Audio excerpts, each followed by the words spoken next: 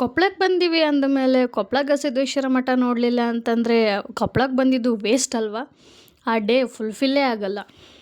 So ನಾವು night view ನೋಡಬೇಕು ಕೊಪ್ಪಳನ ಅನ್ನೋದು ತುಂಬ ಆಸೆ ಇತ್ತು. ಅದಕ್ಕೆ ಪಪ್ಪಗೂ ಕೂಡ ಕೊಪ್ಪಳ ಮಠ ಅಂದರೆ ಸಿಕ್ಕಾಪಟ್ಟೆ ಇಷ್ಟ, ಗವಿಶ್ರೀ ಮಠ. ಸೊ ಹಾಗಾಗಿ ನಾವು ಕೂಡ ಗವಿಶ್ರೀ ಮಠ ನೋಡೋಣ ಅಂತ ಬಂದ್ವಿ. ನಮ್ಮ ಟ್ರೈನ್ 8 ಗಂಟೆಗಿತ್ತು, ನಮಗಿನ್ನ 1 ಅವರ್ ಟೈಮ್ ಇತ್ತು. ಸೊ ಅಷ್ಟರಲ್ಲೇ ನೋಡಿಕೊಂಡು ಹೋಗ್ಬಿಡೋಣ ಅಂತ ಸ್ವಲ್ಪ ಅವಸರನೇ ಮಾಡ್ಕೊಂಡು ನೋಡಿದ್ವಿ. ಬಟ್ ಸ್ಟಿಲ್ ಸಮಾಧಾನ ಆಯಿತು, ಬಂದ್ವಿ ನಾವು ನೋಡಿದ್ವಿ ಅನ್ನೋದು. ನನಗೆ ಪರ್ಸ್ನಲಿ ನನಗೆ ಗವಿಶ್ರೀ ಮಠ ಅಂದರೆ ಸಿಕ್ಕಾಪಟ್ಟೆ ಇಷ್ಟ. ಅವ್ರ ಪ್ರವಚನ ನಾನಂತೂ ಕೇಳ್ತಾನೆ ಇರ್ತೀನಿ ಅವಾಗವಾಗ ಫೋನಲ್ಲಿ. ಪಪ್ಪನೂ ಅಷ್ಟೇ, ಅವ್ರ ಪ್ರವಚನ ಹಾಕ್ಕೊಂಡು ತುಂಬ ಕೇಳ್ತಾ ಇರ್ತಾರೆ. ಅವ್ರಿಗೂ ಕೂಡ ಗವಿಶ್ರೀ ಸ್ವಾಮಿಗಳು ಅಂತಂದರೆ ಸಿಕ್ಕಾಪಟ್ಟೆ ಇಷ್ಟ. ಯಾರಿಗೆ ತಾನೇ ಇಷ್ಟ ಆಗಲ್ಲ? ಗವಿಶ್ರೀ ಅಜ್ಜ ಅವರು ಎಲ್ರಿಗೂ ಇಷ್ಟ. ಸೊ ನಾವು ತುಂಬ ವರ್ಷ ಆಗಿತ್ತು ನಾನು ನೋಡಿರಲಿಲ್ಲ. 2019-20 ನೋಡಿದ್ದು ನಾನು ಗವಿ ಮಠನ. ಅದಾದಮೇಲೆ ನೋಡಿರಲಿಲ್ಲ. ತುಂಬ ಡೆವಲಪ್ಮೆಂಟ್ ಆಗಿದೆ, ತುಂಬ ಚೆನ್ನಾಗಿ ಕಟ್ಟಿದ್ದಾರೆ. ಆಮೇಲೆ ಎಲ್ಲ ಕಡೆಯೂ ಲೈಟಿಂಗ್ಸ್ ಅರೇಂಜ್ಮೆಂಟ್ ಮಾಡಿದ್ದಾರೆ. ಎಲ್ಲ ಕಂಪ್ಲೀಟ್ ಮಠನ ಕಲ್ಲಿಂದ ಕಟ್ಟಿದ್ದಾರೆ. ಸಖತ್ತಾಗಿದೆ ಗುರು, ನೋಡೋದಕ್ಕೆ ಮಾತ್ರ. ನೈಟ್ ವ್ಯೂ ಬರಬೇಕು ಅಂದರೆ ಈ ಏನು ಸಮಯ ತೊಗೊಂಡು ಟೈಮ್ ತೊಗೊಂಡು ಫ್ರೀಯಾಗಿ ನೈಟ್ ಟೈಮ್ ನೋಡೋಕೆ ಬರಬೇಕು ಮಠನ. ಎಷ್ಟು ಸಖತ್ತಾಗಿ ಕಾಣಿಸ್ತಾ ಇತ್ತು ಗೊತ್ತಾ?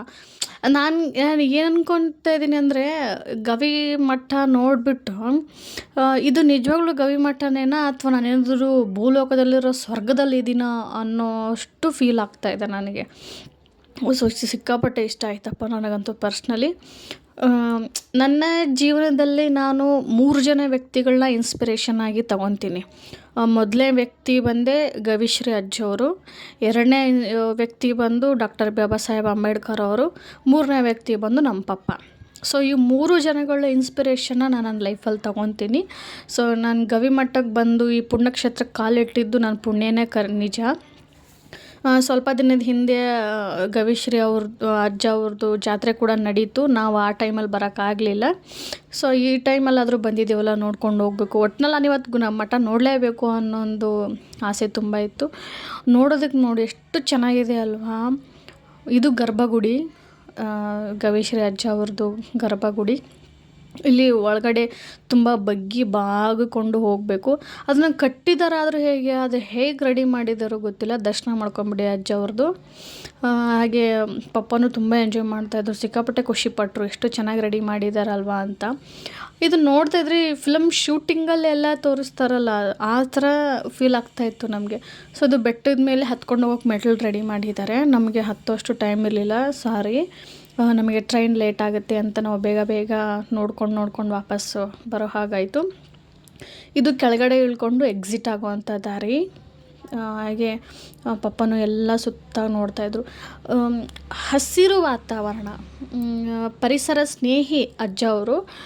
ಸೊ ಎಲ್ಲ ಕಡೆಗೂ ಪರಿಸರನ ಅಂದರೆ ಗಿಡಗಳನ್ನ ಬೆಳೆಸಿದ್ದಾರೆ, ನೀರಿದೆ, ಆಮೇಲೆ ಲೈಟಿಂಗ್ಸು, ಕಲ್ಲಲ್ಲಿ ಮಾಡಿರುವಂಥ ದೇವ್ರುಗಳು, ಆ ದೇವಸ್ಥಾನ, ಎಂಟೈರ್ ಈ ಕನ್ಸ್ಟ್ರಕ್ಷನ್ ಏನಿದೆಯಲ್ಲ ಮಠದ್ದು, ಅದ್ಭುತ, ನೆಕ್ಸ್ಟ್ ಲೆವೆಲ್ಲು.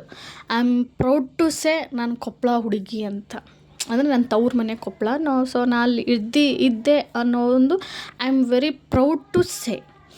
ಹಾಗೆ ಇಲ್ಲೊಂದು ಚಿಕ್ಕದಾಗಿ ಕೆರೆ ಇದೆ. ಆ ಕೆರೆಯಲ್ಲಿ ವಾಟರ್ ಫಾಲ್ಸ್, ಆಮೇಲೆ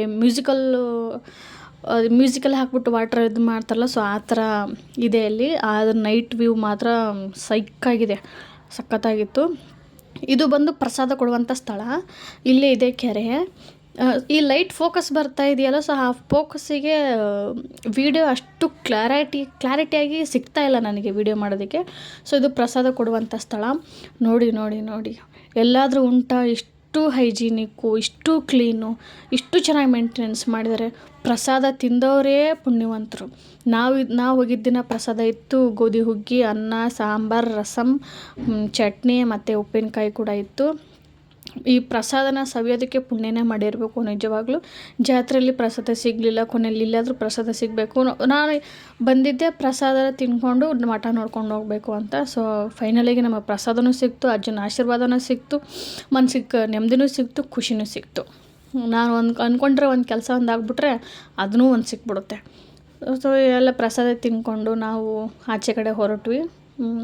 ಇನ್ನೂ ತುಂಬ ನೋಡೋದಿತ್ತು ನಮಗೆ ಟ್ರೈನ್ ಲೇಟ್ ಆಗುತ್ತೆ ಅನ್ನೋ ಒಂದೇ ಕಾರಣಕ್ಕೆ ನೆಕ್ಸ್ಟ್ ಟೈಮ್ ಮತ್ತೆ ಬರ್ತೀನಿ ಎಂಟೈರ್ ಫ್ಯಾಮ್ಲಿ ಕರ್ಕೊಂಡು ಬರ್ತೀನಿ, ಎಲ್ರಿಗೂ ತೋರಿಸ್ಕೊಂಡೇ ಕರ್ಕೊಂಡು ಹೋಗ್ತೀನಿ. ಇದು ಎಕ್ಸಿಟ್ ಆಗುವಂಥದ್ದು, ಎಂಟ್ರಿನೇ ಇಲ್ಲಿಂದನೇ, ಎಕ್ಸಿಟ್ ಕೂಡ ಇಲ್ಲಿಂದನೇ. ಮಸ್ತಾಗಿತ್ತು ಮಾತ್ರ. ನಾನು ಯಾವಾಗ ನೋಡ್ತೀನಿ ಅಜ್ಜವ್ರ ಮಠ ಅಂತ ತುಂಬ ಕಾಯ್ತಿದ್ದೆ. ಸೊ ಫೈನಲ್ಲು ನೋಡಿದೆ. ನನ್ನ ಮಗನೂ ಕೂಡ ಪುಣ್ಯವಂತ ಅಜ್ಜನ ಮಠ ನೋಡಿಬಿಟ್ಟ. ಹೊರಗಡೆ ನೋಡಿ ಈ ಥರ ಇದೆ. ಇಲ್ಲಿ ಕೂತ್ಕೊಂಡು ಮಾತಾಡ್ಬೋದು, ಕೂತ್ಕೊಂಡು ಟೈಮ್ ಸ್ಪೆಂಡ್ ಮಾಡ್ಬೋದು. ಆಚೆ ಕಡೆ ತುಂಬಾ ಜಾಗ ಬಿಟ್ಟಿದ್ದಾರೆ ಕೂತ್ಕೊಳ್ಳೋದಕ್ಕೆ. ಎಷ್ಟು ಚೆನ್ನಾಗಿ ರೆಡಿ ಮಾಡಿದಾರಲ್ವ. ಸೊ ಇಷ್ಟು ನೋಡಿಕೊಂಡು ನಾವು ಕೊಪ್ಪಳ ಸ್ಟೇಷನ್ ಕಡೆ ಹೊರಟ್ವಿ. ರೈಲ್ವೆ ಸ್ಟೇಷನ್ಗೆ ಎಂಟ್ರಿ ತಗೊಂಡ್ವಿ. ನಮ್ಮದು ಪ್ಲ್ಯಾಟ್ಫಾರ್ಮ್ 2 ಆಗಿತ್ತು ಟ್ರೈನ್ ಬರೋದು. ಸೊ ಹಾಗಾಗಿ ನಾವು ಹತ್ಕೊಂಡು ಹೋಗಬೇಕಾಗಿತ್ತು. ಮೆಟ್ಲ ಎಸ್ಕಲೇಟ್ರ್ ಕೆಟ್ಟೋಗ್ಬಿಟ್ಟಿತ್ತು. ಇದನ್ನು ಮೆಟ್ರೋ ಸ್ಟೇಷನ್ ಇರುತ್ತಲ್ಲ ಬ್ಯಾಂಗ್ಳೂರಲ್ಲಿ, ಅದೇ ಥರ ಫೀಲ್ ಆಗ್ತಾಯಿದೆ ನೋಡಿ. ಸೇಮ್ ಅದೇ ಥರ ಇದೆ. ಸಿಗ್ತೀನಿ.